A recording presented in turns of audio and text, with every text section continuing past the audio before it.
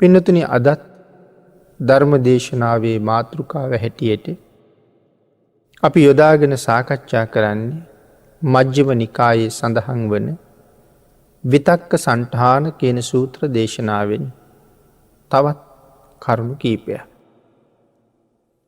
මේ උතුම් සූත්‍ර දේශනාව මුල් කරගෙන ධර්ම දේශනා දෙක මේ වෙනකොට සිද්ධ කරලා තියෙනවා.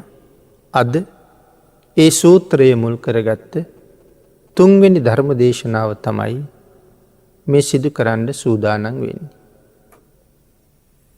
භාවනාව දියුණු කරගන්න බලාපොරොත්තු වෙන භාවනාව සිදු කරමින් කුසල් රැස් කරගන්න භික්ෂූන් වහන්සේලාට ශ්‍රාවක පිරිසට මහත් වූ උපකාරයක් මේ සූත්‍ර දේශනාව තුළ භාග්‍යවතුන් වහන්සේ කරලා තියෙනවා.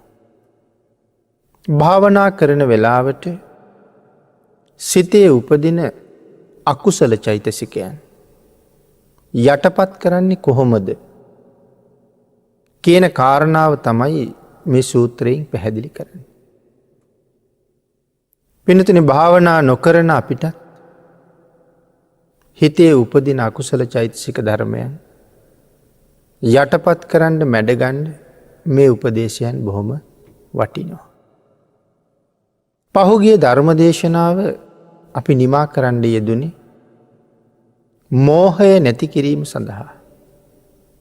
භාග්‍යවතුන් වහන්සේ දේශනා කරපු කරුණු 5 අන්තිමට සිහිපත් කරමි.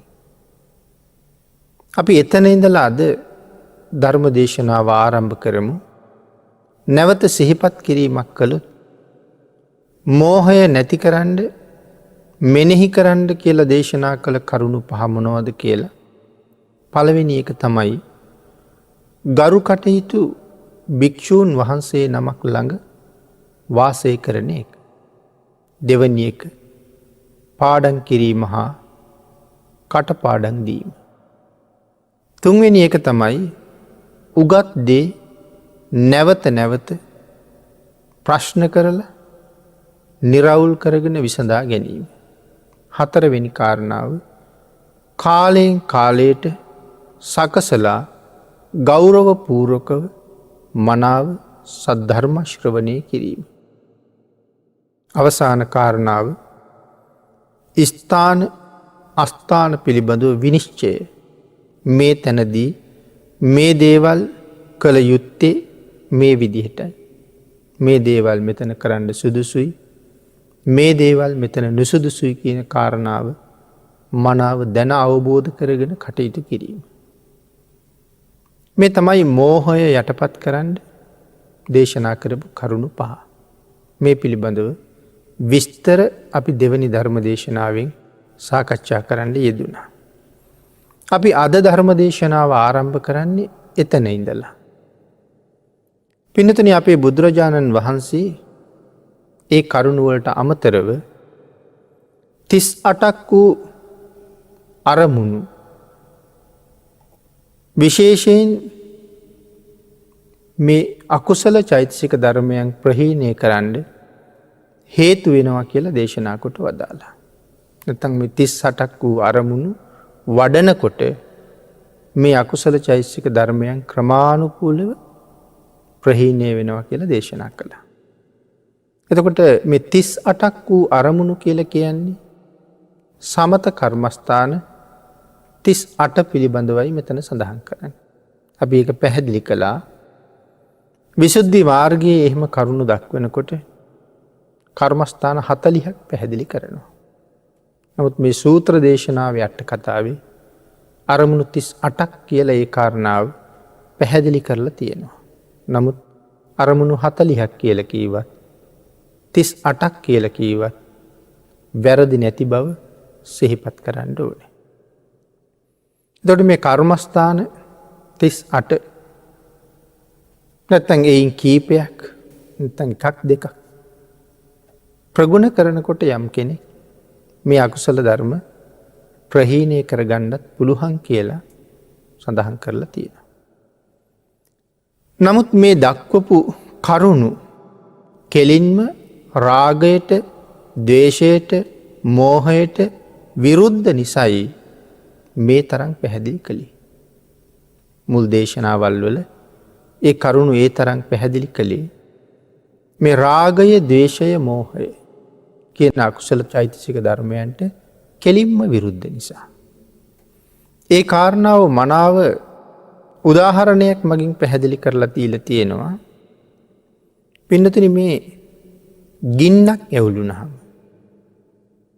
ඒ ගින්න නිමණ්ඩ අපිට ක්‍රම කීපයක් පාවිච්චි කරන්න පුළුවන්. ගින්න ඇවිලීගෙන එනකොට පස් දාන්නත් පුළුවන්. පස් දාලා නිමන්නත් පුළුවන්. එතකොට මේ අමු අතු නැත්නම් තෙත තියෙන අතු ඒ උඩ දාලා ගින්න නිමන්නත් පුළුවන්. මේකත් ගින්න නිමන ක්‍රම දෙකක්. නමුත් පින්නතුනි, මේ පස් වලට යටින් සමහර වෙලාවට ටික ටික යම් ප්‍රමාණයක් තැන් තැන්වල ගින්න තියෙන්න පුළුවන්. තෙත අතු යෙදුවට ඒ අතු යටින් ගින්න තැන තැන තියෙන්න පුළුවන්. නමුත් පින්නතුනි, ගින්නට හාත්පසින්ම විරුද්ධයි ජලය. ජලය යෙදුවොත් ගින්න හොඳටම නිමිලා යනවා. අය කොතනවත් අතර පතර අස්සේ පස්සේ ඉතුරු වෙන්නේ නැහැ. ඒ නිසා මෙතන සඳහන් කළා මේ මුලින් සඳහන් කරපු කරුණු ටික භාවිතාවට ගන්නවනම්, යොදා ගන්නවනම් මේ අකුසල කර්මයන් කොතනවත් ඉතුරු කරන්නේ නැතුව හොඳටම ප්‍රහීණය කරන්න පුළුවන්.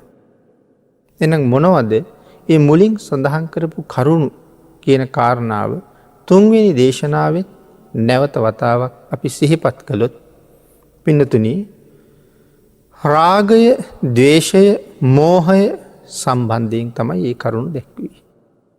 භාවනා වඩනකොට හදිස්සියේම හිතේ රාගසිතක් පහළ වෙන්න පුළුවන්.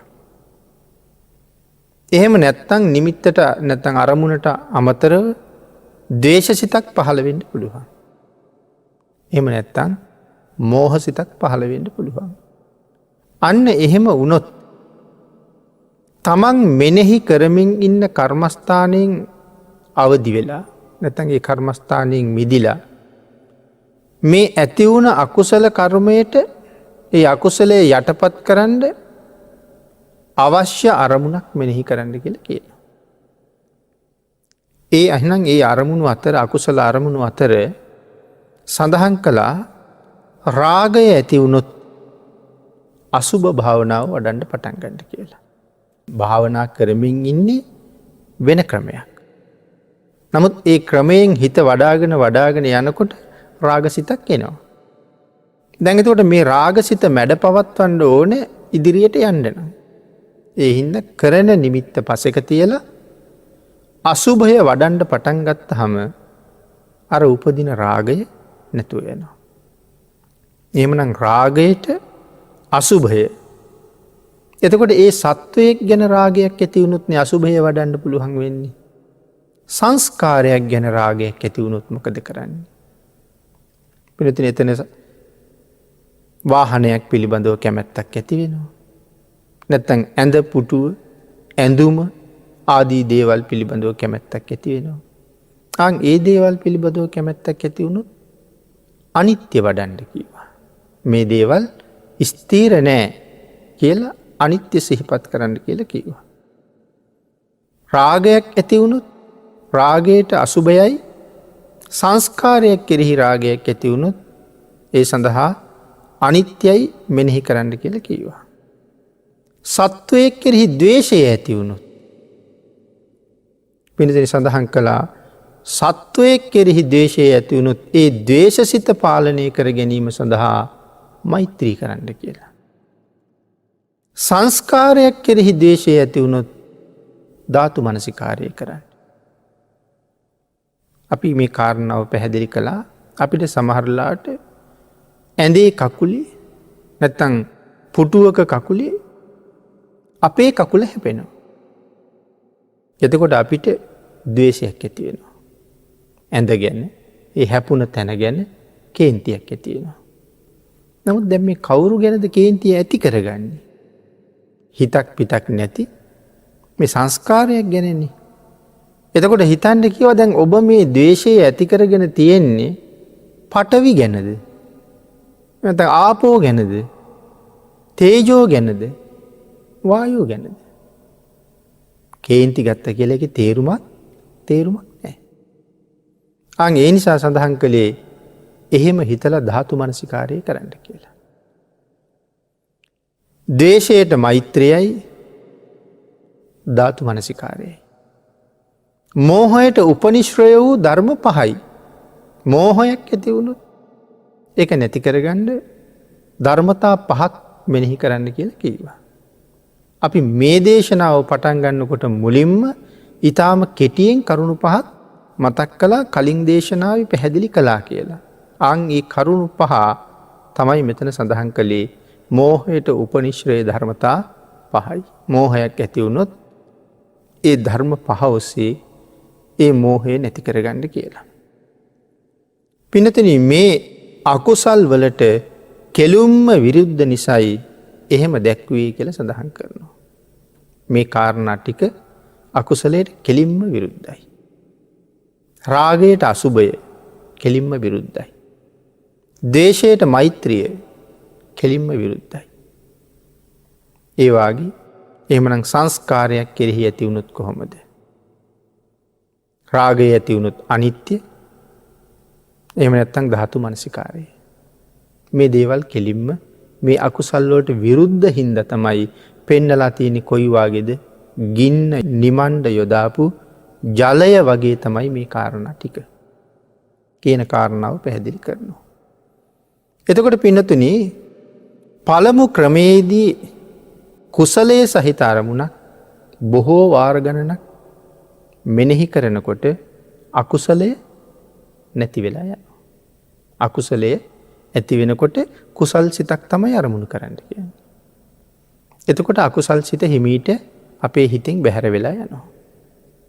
එතකොට පළමු ක්‍රමේ අපි පැහැදිලි කළා මෙන්න මෙහෙම උදාහරණයක්. වඩු බාස් කෙනෙක් ලොකු ඇණයක් කුඩා ඇණයකින් පහර දීලා තමන්ට ගලවන්න උවමනා ඇණය ටික ටික එළියට ඇදලා ගන්නවා. ලීයක ලොකු ඇණයක් ගහලා තියෙනවා. දැන් මේ ලොකු ඇණේ ගලවන්න ඕනේ. ඒක ගලවන්න කුඩා ඇණයක් අරගෙන අර ලොකු ඇණේ වටේටම මොකක් හරි උපකරණයක් අරගෙන කුඩා ඇණයෙන් තට්ටු කරනවා. තට්ටු කර කර ලොකු ඇණේ බුරුල් කරනවා. බුරුල් කරලා හොඳටම බුරුල් වුණාම අතින් අරන් දානවා. පින්නතුනි එතන අර ලොකු ඇණේ වැදිලා තියෙන ලීය හිත වගේ දකින්න කියලා කිව්වා. ලොකු ඇණේ ගහලා තියෙන ලීය අපේ හිත වගේ. එතකොට එම ලීයට වැදිලා තියෙන ලොකු ඇණය ආන්ගේ ඇණේ ගැන සඳහන් කරනකොට පැහැදිලි කළා අකුසල විතර්කය.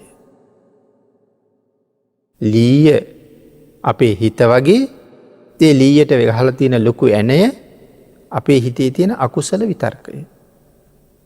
එතකොට කුඩා ඇණයෙන් තට්ටු කරනවා කියලා කීවේ ඒ ලොකු ඇණේ ගලවන්න තට්ටු කිරීම අසුබ භාවනාවේ කුසල නිමිත්ත හැටියට දකින්න. ඇණේ රාගය නම් රාගය නැති කරන්න කිව්වේ අසුබ භාවනාවෙන්නේ. එතකොට අසුබ භාවනාව මෙනෙහි කරනකොට රාගය ටික ටික අයින් වෙලා යනවා. එහෙනම් කුඩා ඇණයෙන් වටේට හිමීට තට්ටු කරනකොට මහ ඇණේ ටික ටික උඩට එනවා. හොඳටම බුරුල් වුණාම ගලවලා විසි කරන්න පුළුවන්. ඒක තමයි මේ උදාහරණයෙන් පැහැදිලි කරන්න යෙදෙන්නේ. එහෙම කුඩා ඇණයෙන් තට්ටු කරලා ලොකු ඇණේ ගැලවීම දකින්න කිව්වේ අසුබ භාවනාවේ නිමිත්ත හැටියට. අසුබ භාවනාවෙන් රාග නිමිත්ත ගලවලා අයින් කරනවා වගේ. මේක තමයි මේ විතක්ක සංඨාන ක්‍රමයේ පළවෙනි ක්‍රමය. විතක්ක සංඨාන සූත්‍රයේ කාරණා 5ක් පැහැදිලි කරනවා. අපි ඒක මුල් දේශනාවල විස්තර කළා. එතකොට පින්නතුනි දැන් දේශනා දෙකක් ඉවරයි. තුන්වෙනි දේශනාවත් ආරම්භ කරලා මේ වෙනකම්ම අපි කතා කළේ මේ කාරණා පහේ පළවෙනි කාරණාව. ඊළඟට දෙවනි ක්‍රමයෙන් සඳහන් කරනවා මේ විතක්ක සන්තානයේ දෙවනි ක්‍රමය අපි ඊළඟට සාකච්ඡා කරන්නේ. සඳහන් කරන්නේ ඡන්දය, ද්වේෂය, මෝහය භාවනා කරන වෙලාවට හෝ විවේකීව ඉන්න වෙලාවට අපේ හිතේ පහළ වෙනවා නම් ඡන්දය කියලා කිව්වෙ මොකේටද? රාගයට. දැන් රාගය, ද්වේෂය, මෝහය භාවනා කරන වෙලාවට හිතට එනවා. අපි නිකන් ඉන්නකොටත් මේ අකුසල ධර්මයන් විටින් විට අපේ හිතට එනවා. මේ අකුසල විතර්ක පහළවීමේ ආදීනවේ කල්පනා කරන්න කියලා කියනවා. මේක තමයි අකුසලයේ අයින් කරන දෙවනි ක්‍රමය. අකුසල සිතක් ඉපදුනහම ඒකේ ආදීනවේ මොකද්ද? එන සඳහන් කරනවා මේ සිතුවිලි අකුසල් නම් වැරදි. මෙහෙම සිතුවිලි මෙනෙහි කිරීමෙන් දුක් විඳින්න සිද්ධ වෙනවා. අකුසලයක් නම් එතන මොකද්ද තියෙන්නේ? දුක. කුසලයක් නම් එතන තියෙන්නේ මොකද්ද? සැප. එහෙනම් අකුසල් මෙනෙහි කිරීමෙන් අපිට දුක් විඳින්න වෙන බව භාග්‍යවතුන් වහන්සේ දේශනා කරලා තියෙනවා. මොකද පින්නතුනි සමහර අකුසල සිතුවිලි සෝමනස්ස සහගතයි. අකුසලයේ මෙනෙහි කරන්න ඇති වෙන්නේ සතුට. ඒ සතුට නිසා අපි අකුසලයේම ඇලිලා ඉන්නවා. රාගසිතක් ගැන හිතන්නකෝ. පාරේ යනකොට ලස්සන රූපයක් දැක්කා. ඒ රූපය පිළිබඳව මගේ හිත දැන් ඇලිලයි තියෙන්නේ. පාරේ යනකොට වෙන්න පුළුවන්. පාසලේදී වෙන්න පුළුවන්. කාර්යාලයේදී වෙන්න පුළුවන්. වෙනත් තැනකදී වෙන්න පුළුවන්. ස්ත්‍රී රූපයක් හෝ පුරුෂ රූපයක මගේ හිත ඇලුනා. දැන් විවේකයක් ලද හැම මොහොතකම ඒ රූපය ගැන කල්පනා කර රාගසිතින් යුක්තව ඉන්න අපි හරි කැමතියි. නින්ද යන තුරුමත් සමහර ලාවට ඒ ගැනම මෙනෙහි කර හිත රාගයෙන් පුරව ගන්න. අවදි වෙච්ච හැම මොහොතකම වාගේ නැවත දකින්න ලැබුණොත් හොඳයි කියලා හිතෙනවා. නැවත දකින්න උත්සාහ කරනවා. ඒ සඳහා අවශ්‍ය වටපිටාව හදනවා. හදා මෙනෙහි කරනවා. සතුටක් නෙමෙයිද අපිට තියෙන්නේ එතකොට. ඒක මෙනෙහි කරන එක සතුටක්. ඒකයි කියේ සෝමනස්ස සහගතයි. සතුටින්ම කරනවා. නමුත් සතුටු සිතින් යුක්තව කල්පනා කළාට විපාකය කොහොමද? දුක් සහිතයි. එහි විපාකය දුක්ඛදායකයි. සතුටින්ම හිතනවා අන්තිමට ඒක නිසා මහා දුකක් විඳින්න සිද්ධ වෙනවා. ආන් එහෙම හිතලා මම මේ හිතන හිතුවිල්ල අනාගතයේ මට මහා දුකක් උරුම කරනවා නම් දුකට අකමැති මම ඇයි දුක් විඳින්න හේතු වෙන දේවල් කරන්නේ කියලා කල්පනා කරන්න ඕනේ. අපේ ව්‍යාපාරයක් පින්නතුනේ අපි කරන යම් පොඩි වැරද්දක් නිසා ක්‍රමානුකූලව ව්‍යාපාරයේ දුර්වල වෙනවා නම් අපි කරන පොඩි වරදක් නිසා අපේ ව්‍යාපාරයේ දියුණු වීම සඳහා සම්බන්ධ වෙන අනික් අය දවසින් දවස අපින් මග හැරෙනවා නම් අත්හැරලා දානවා නම් එන්නේ නැතුව යනවා නම් පාරිභෝගිකයාගේ සහයෝගය අපිට ලැබෙන්නේ නැතුව යනවා නම් අපි මේ වැරද්ද කරන එකේ තේරුමක් නෑ. අපි කැමති ඒ අය ගෙන්නගෙන දවසින් දවස ව්‍යාපාරයේ දියුණු වෙනවට. එහෙමනම් මේ අකුසල චෛතසිකය නිතර මෙනෙහි කිරීම තුළ මට වෙන්නේ අයහපතක් නම් මං මේ අකුසලයේ මෙනෙහි කරන එකේ තේරුමක් නැහැ. පින්නතුනි මේ හැම අකුසල විපාකයක්ම බුදුරජාණන් වහන්සේගේ උපදේශයට පටහැනිනේ. අකුසලයක් නම් ඒක භාග්‍යවතුන් වහන්සේට පටහැනි. ඒ බුදුරජාණන් වහන්සේ කොහොමද අපිට කරුණ දේශනා කළේ? සබ්බ පාපස්ස අකරණ. සියලුම අකුසල ධර්මයන් නොකරන්න. සියලු අකුසලයන්ගෙන් වළකින්න. ඒක තමයි භාග්‍යතුන් වහන්සේගේ උපදේශය. එතකොට දැන් භාග්‍යතුන් වහන්සේ එහෙම උපදෙස් දීලා තියෙනකොට අපි කරගෙන යන්නේ අකුසල් නම් භාග්‍යතුන් වහන්සේට අපි විරුද්ධයි. ඒ දේශනාවට අපි විරුද්ධයි. ඒ නිසා සඳහන් කළා බුදුරජාණන් වහන්සේ දේශනා කරපු විදිහට අකුසලයෙන් ඈත් වෙලා කුසල කර්මයක් මත හැම වෙලාවෙම කටයුතු කරන්න කියලා. ඉතිපි මේ විතක්කා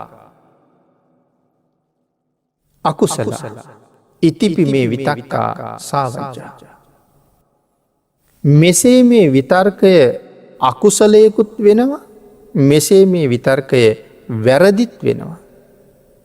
ඒ නිසා මෙසේ මේ විතර්ක දුක්ඛ විපාකත් ගෙන දෙනවා කියලා එහි ආදීනවේ දේශනා කරලා තියෙනවා.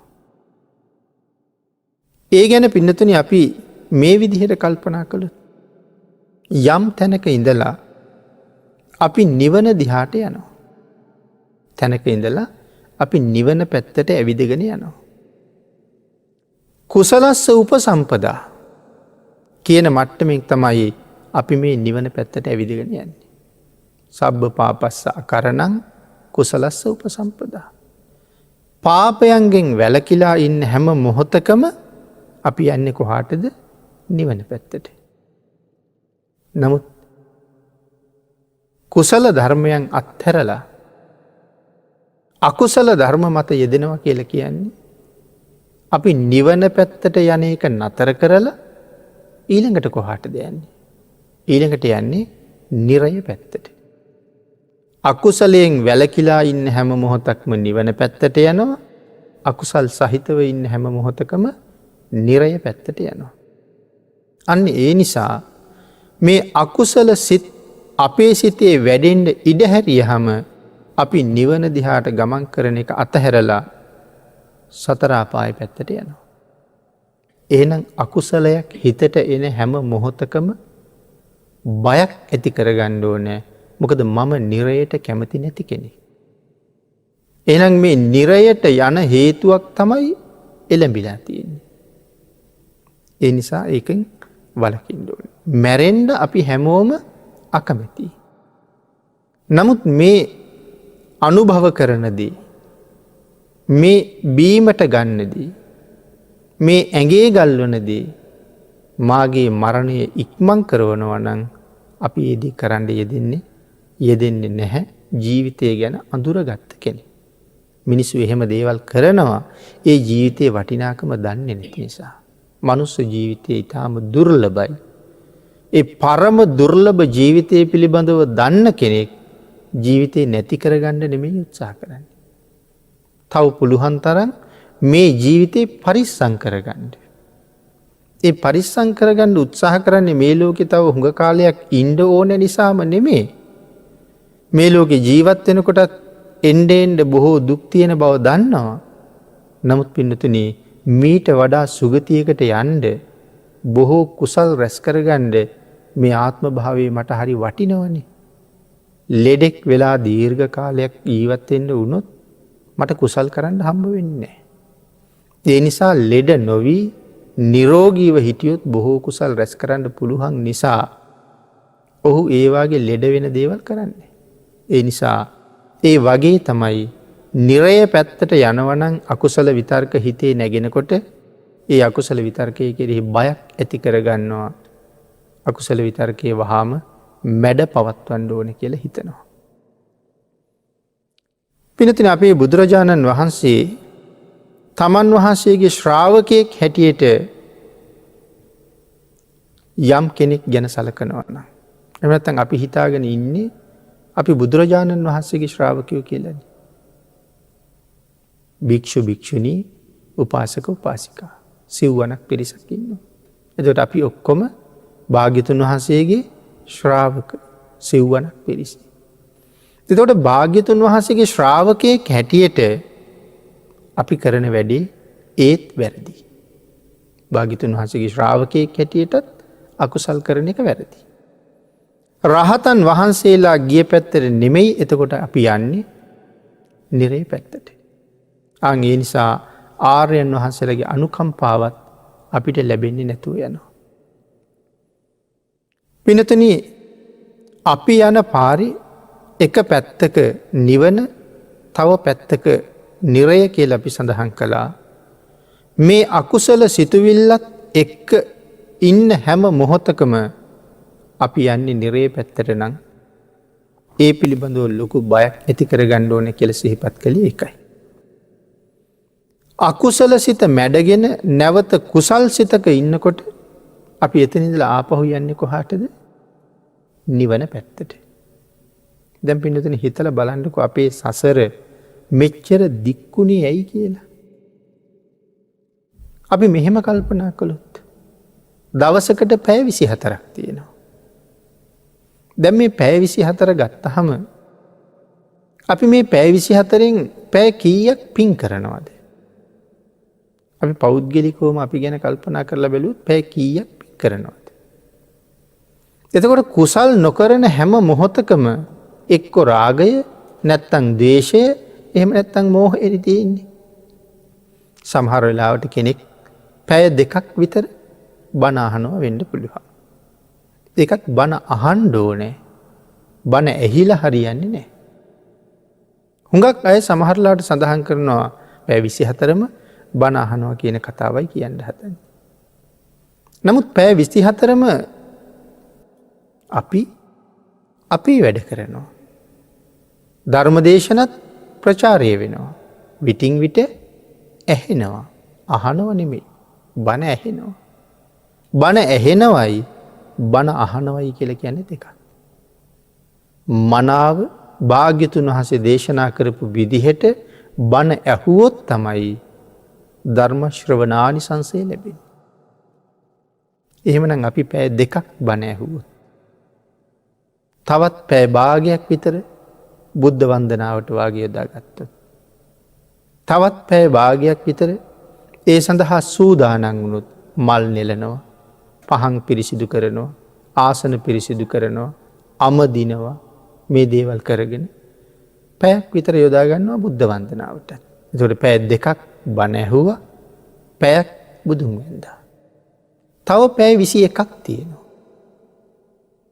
ඒ පැය 21න් අපි කියමු අපි පැය 8ක් නිදාගත්ත කියලා. තවත් තියෙනවා පැය 13ක් විතර. එතකොට ඒ පැය ඉතුරු කාලය තුළ අපි කොච්චර අකුසල් කරන්න දෙන ඒ මුළු කාලේ මකුසල් තමයි කරලා තියෙන්නේ. එතකොට නිරේ පැත්තට දීර්ඝ කාලයක් ගමන් කරලා නිවන පැත්තට පැය 3ක් විතර ගමන් කරලා. ඉතින් අර නිදාගෙන හිටපු කාලෙත් කුසල චෛතසිකයක් නැති නිසා ඒකත් නිරර්ථකව නිරේ පැත්තටම හැරිච්ච කාලයක් කියලා තමයි හිතන්න වෙන්නේ. එතකොට පැය 24න් පැය 3ක් පින් කරලා පැය 21ක් අකුසලයක් එක්ක ඉඳලා මේ නිවනට යන්න පුළුවන් වෙයිද කියලා හිතන්න ඕනේ. අන්න ඒක තමයි මේ සංසාරේ මෙච්චර දීර්ඝ වෙලා තියෙන්නේ. කුසලයේ අකුසලයට වඩා හුඟක් බලවත්. ඒ නිසා අපට සංසාරේ යම් සුවයක් තියෙනවා. නමුත් පින්නතුනි නිකං ගත කරන හැම මොහොතකමත් අකුසල චෛතසිකයට ඉඩ නොදෙන්න උත්සාහ කරනවා නම් ඒක ලොකු ජයග්‍රහණයක් කියන කාරණාව සිහිපත් කරන්න ඕනේ. පින්නතුනි මෙහෙම දේශනා කරලා තියෙන්නේ මේ රාගය, ද්වේෂය, මෝහය සහිත අකුසල සිත්වල ආදීනවේ මෙනෙහි කරගන්න. නිවන් මගේ ආපහු යනවට වඩා නිවන් මගේ ඉස්සරහට යන එක තමයි වටින්නේ. අන්න ඒ නිසා මේ කරුණ මේ විදිහට සඳහන් කරලා තියෙනවා. කාම සිතුවිලි සමග කාම මිත්‍යාචාර පැත්තට යම් කෙනෙක් ගමන් කළොත් කාම සිතුවිල්ලක් එළඹෙනවා. ඒක දියුණු වෙලා අන්තිමට ඒක කාම මිත්‍යාචාරයේ පැත්තටම ගමන් කරනවා. සිතුවිල්ලත් සතුටුයි. මිත්‍යාචාරයේ හැසිරෙන වෙලාවත් සතුටුයි. නමුත් අති දීර්ඝ කාලයක් ලෝකුඹුවාදී නිරයවල් වල දුක් විඳින්න සිද්ධ වෙනවා. තවත් බොහෝ නිරේවල් වල මේ අකුසල කර්මය නිසා නැවත නැවත පැහෙන්න සිද්ධ වෙනවා.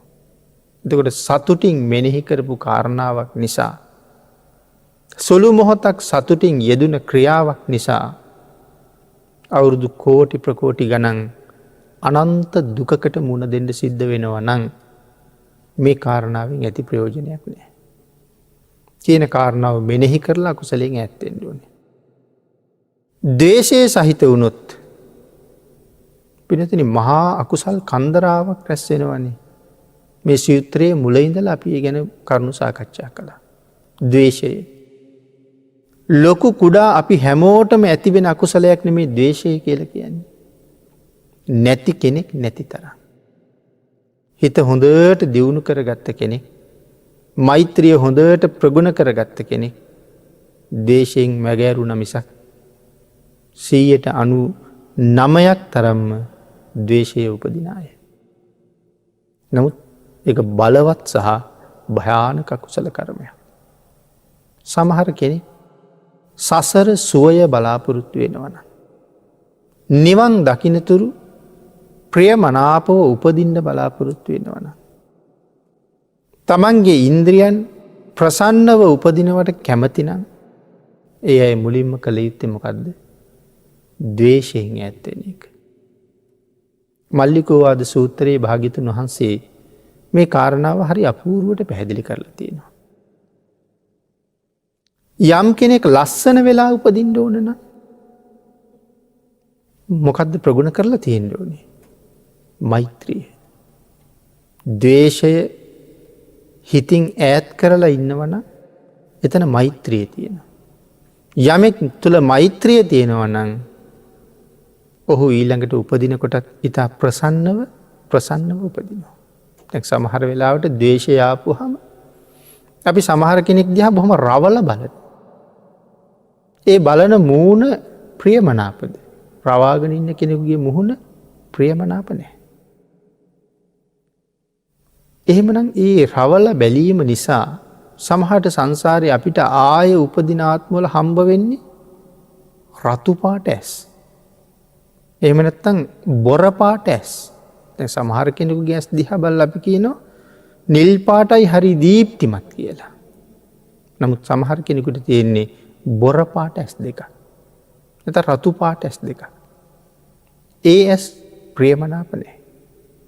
ඒ සසර රවල බලාපු නිසා විපාක දෙන එක පැත්තක්. ඒ රවල බලනකොට මුහුණ කළු වෙනවා. සමහරට නහරවල් ඉලිප් වෙනවා. අප්‍රසන්න පෙනුමක් එනවා.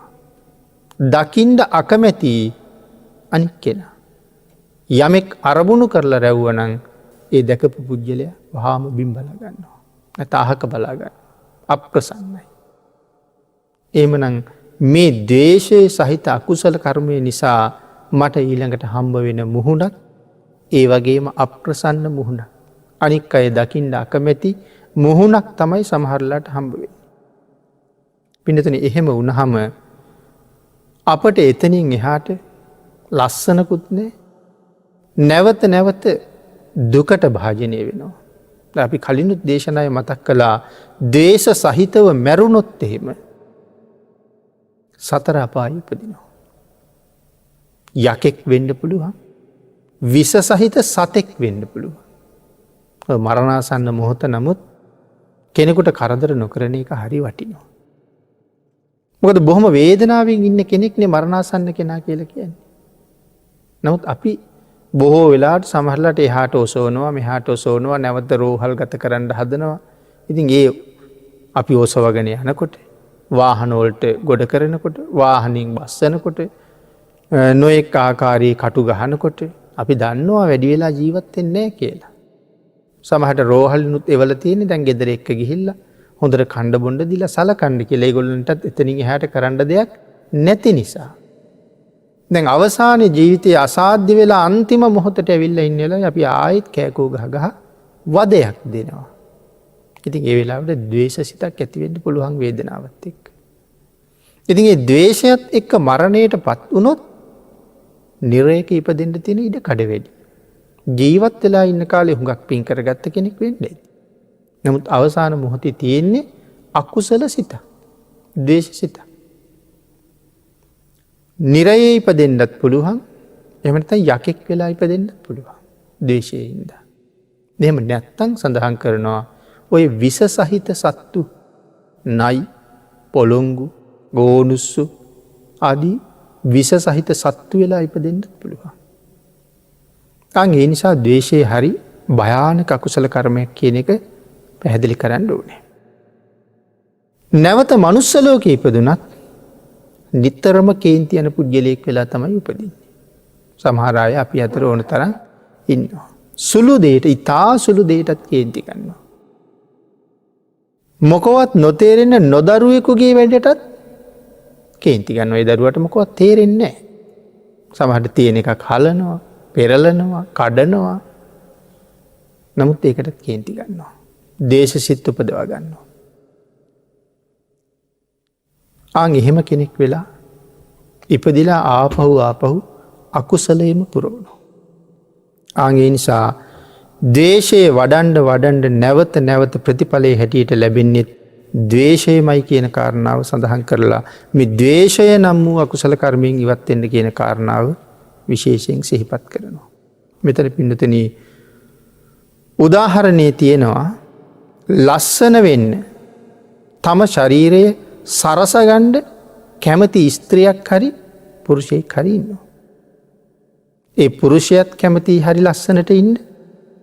ස්ත්‍රියක් ඉන්නවා, ඒ ස්ත්‍රියත් කැමති හරි ලස්සනට ඉන්න. හැම වෙලාවෙම හොඳට නාල, හිස කෙස් පීරලා, කෙස් රැවුල් කපලා, අලුත් ඇඳුම් ඇඳලා බොහෝම පිරිසිදුවට ඉන්නවා. එහෙම ඉන්නත් හරි කැමති. හදිසියේ කවුරු හරි මැරිච්ච ගැරඬිකුණක් නැත්තම් සරපකුණක් ගෙනල්ලා අර පිරිසිදුව ඉන්න කැමති පුජ්‍යලයාගේ කරට දානවා. නැත්නම් මැරිච්ච සුනකයෙකුගේ මලකුණක් ගෙනල්ලා බෙල්ලේ ඉල්ලනවා. දැන් එතකොට අර පිරිසිදුවට ඉන්න කැමති කෙනා කොච්චර ලැජ්ජාවටපත් වෙනවද? කොයිතරම් අප්‍රසන්න සිතක් ඇති කරගන්නවද? මේ ඇති වෙච්ච දේ නිසා. එහෙනම් ඔහු හෝ ඇය මොකද කරන්නේ? වහාම ඒ මලකුණ බැහැර කරන්න උත්සාහ කරන්නේ. රාජකුමාරයෙක් වුණත් මේ මලකුණත් බෙල්ලේ එල්ලගෙන මිනිස්සු අතරට ගියොත් මිනිස්සු ප්‍රිය කරයිද? මිනිස්සු ප්‍රිය කරන්නේ නැහැ. පිරිසිදුවට ගියොත් රජුරුවන්ගේ පුතා කියලා බොහොම ගරු කරනවා. නැත්තම් බලුකුණක් හරි සරපකුණක් හරි ඇඟේ දාගෙන ගියොත් කාගේවත් ප්‍රියභාවයක් නැහැ. අන්න ඒ වගේ තමයි අපි හොඳට ඉන්නත් කැමති. ඒ නිසා නාලා පිරිසිදු වෙලා හොඳ ලස්සනට ඉන්නවා. භාග්‍යතුන් වහන්සේ සරණ යන්නත් කැමති. නිවන් අරමුණු කරන්නත් කැමති. කුසල් කරනවා කියලත් කියනවා. භාවනා කරනවා කියලත් කියනවා. සිල් ගන්නවා කියලත් කියනවා. නමුත් පින්නතුනි මේ අකුසල විතර්කත් තාම තමන් ගාව තියෙනවා. අපිටනේ පේන්නේ ඔහු හොඳයි වගේ. අපිටයි පේන්නේ ඇය හොඳයි වගේ. බොහොම හොඳට සිල් ගන්නවා, බොහොම හොඳට භාවනා කරනවා, තෙරුවන් සරණ යනවා කියලා කියනවා, තෙරුවන් සරණ ගිහිල්ලා ඉන්නේ කියලා කියනවා. මම බෞද්ධයෙක් කියලා කියනවා. ඉතින් ඒ කියහම තෙරුවන් සරණ යනවා කියන කාරණා තුනම අන්තර්ගතයි.